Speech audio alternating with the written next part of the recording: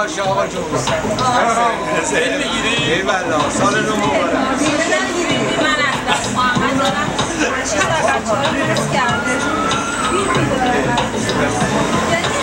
حالا بیا خودت بندازم.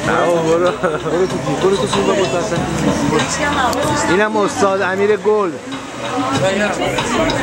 آقا امیر گل هم نگاه کنین حال کنین. آره سال نو خودتون. فیلم میگیری؟ آقا ما سفره حفظی نداریم ولی خب شینگه رو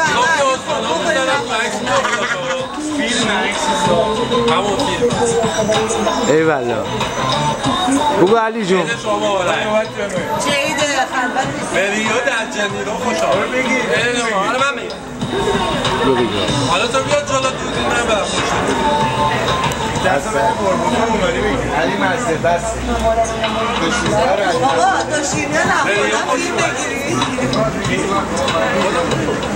اینه کشو برداشته خوشی بشه باکرم بربیش حالا تو بیا جلو دودی من برم خوش آره بیاید حالا تو بیا فیلم بردار بگیم یکی معلومم یا تو تاریخی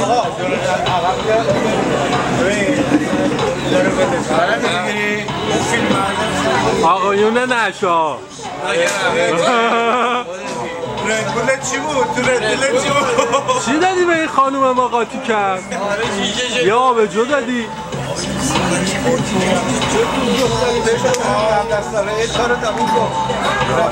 سوژه جدیدم بیادم بس آقا نوایسا دو تا کنی هم بگو بگو بابا وای کوشش این بابایش فیلم کینگ کونگ بازی کرده بابایش فیلم کینگ کونگ بازی کرده تیشرت قرمز اون یکم